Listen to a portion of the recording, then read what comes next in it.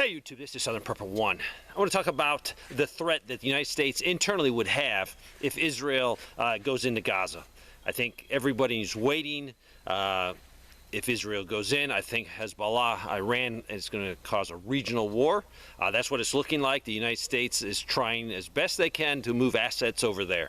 I hope some adults in the room decide to speak up, because we're going to have a catastrophic disaster for the Palestinians, for sure, for the Israelis, for that whole region, and it could spread definitely to a world conflict. No questions about that.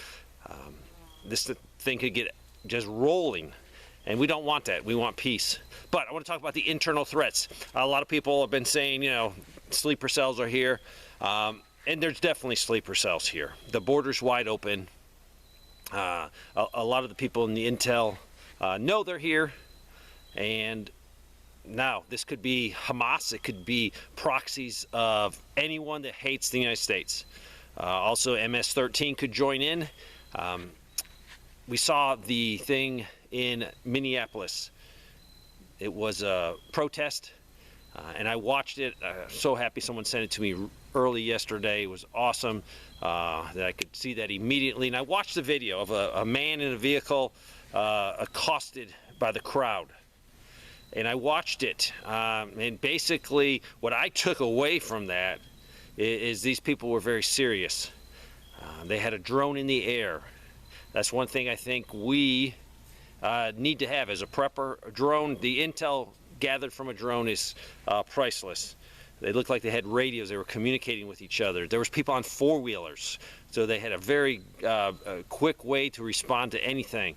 And they had a roadblock. When I was watching the video, the guy broke away from the crowd, and he was going down the road, and I could see in the distance there was a roadblock. I got excited. I said, oh, good, that's the cops, because the roadblock looked very efficient. It looked like they were trying to keep him from progressing down. And then it looked like, oh no, that's not the police officers, that is the protesters. So it was well organized. That's what I took out of this thing. It was well organized. They had a roadblock. So could we have the type of threat? What if we had the same situation where Hamas or anyone that had evil intentions, someone that wanted to do harm to people, struck throughout the United States? Now, I live in Podunk, USA. Not really Podunk, USA, because I think there is a Podunk in USA, because last time I said that, someone said there's actually a place. I live in the backwoods. So my level of threat is very low. People are spread out.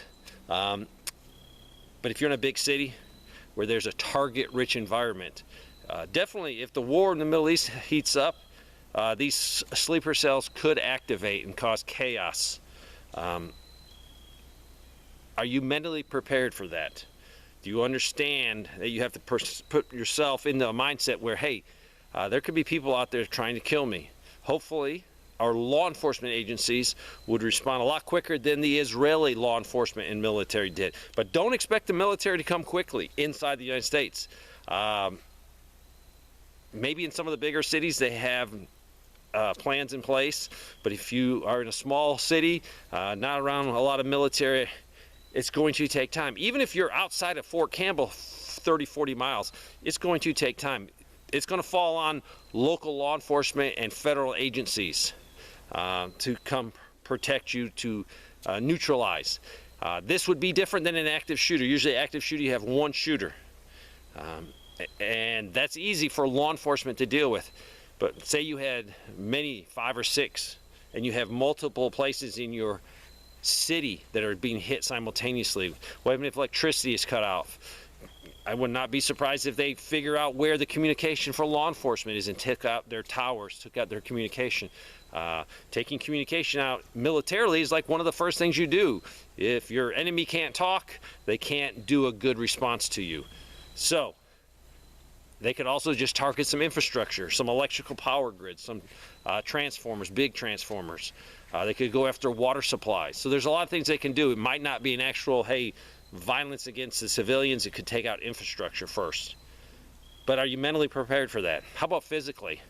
I mean, if you can't run hundreds of yards, stop, actively hit a target, then run some more, shoot you need to get in shape where you can do that, because in a situation where people are trying to kill you, second place usually gets a medal, and it's called piece of lead.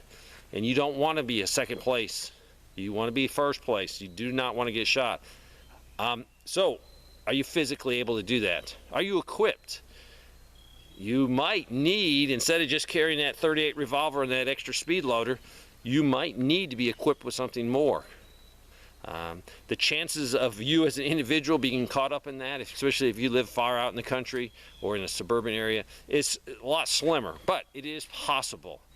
So you need to be equipped. I'm going to go over, not in this video, but I'll show you what's in my active shooter bag, and it's a little bit more because I don't feel threatened out here in the country, but maybe I get a phone call from a friend in Greenville that they're having problems. Not saying I'm going to go, because I have to evaluate, and priority is my family, priority is my community, before I travel 30 miles away. And by the time I travel 30 miles away, hopefully the local law enforcement has solved the problem. But eye protection, you need eye protection. Make sure it's clear. Sunglasses are great, and they do offer some protection, but you want clear glasses. One speck in your eye, you're out of the fight. You're not going to contribute anything. You're going to be actually a hindrance to your family, because they're going to have to lead you around because you won't be able to see. So there's a lot of things. I'll show you what's in my pack. Some of you might say, Dave, that's paranoid. Why? It's not, because I can use that pack for all kinds of things. First aid should be huge in that pack. Communication, just some cheap radio so you can talk if you're out with your family or your wife. That way you could be separated by 20, 30, 40, 50 yards and still be able to clearly communicate without hollering as you're trying to get out of the situation. And I recommend, for most people, get out of the situation. Try to help yourself and help others.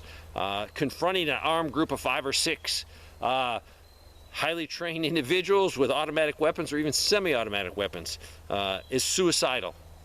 So getting as many people out of the danger zone, waiting for law enforcement to get there. Now, law enforcement, I know a lot of police officers, and they're great guys. They would protect their community. The law enforcement guys I deal with usually are in a small department. They're not in a huge department, so they have ties to the area. So they're more willing to put their neck out for people. But most law enforcement officers have never been shot at by multiple assailants with automatic weapons. It just doesn't happen. They really don't train that way. So they might not be as much help as you think. With all of the training they have got for active shooters, for the deranged individual that goes into a school or church, that has helped. So they've gotten some more training. So I hope this helps, but there is a true threat to America. Our borders are wide open.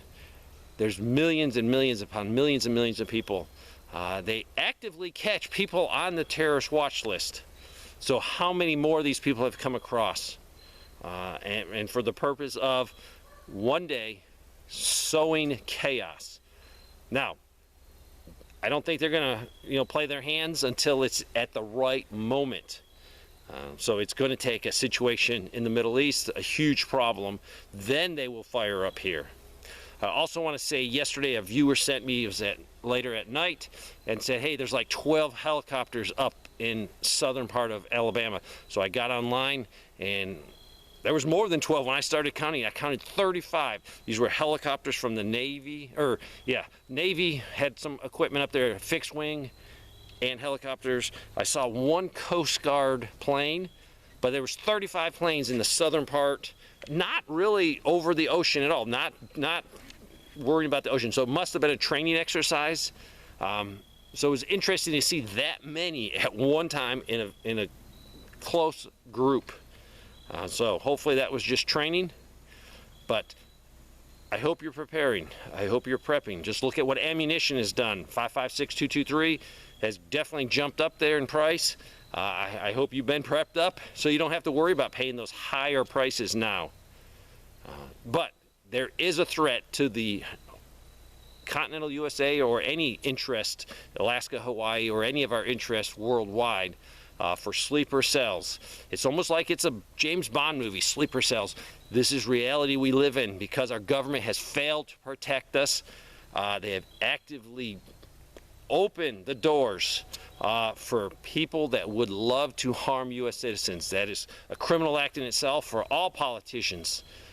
They bear the brunt if anything happens because the door is open, and they're not just letting them in, they're actually providing the assistance to get here. They're providing massive, massive financial assistance when they arrive here. So we're paying bad people to come. Now, granted, there are some good people that come across the border. I'm not saying that.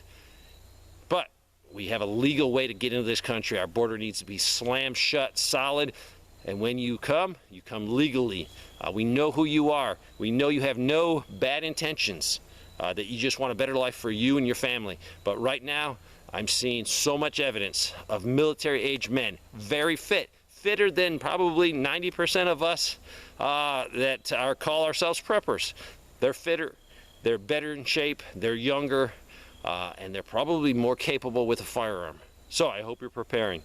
Thanks for watching.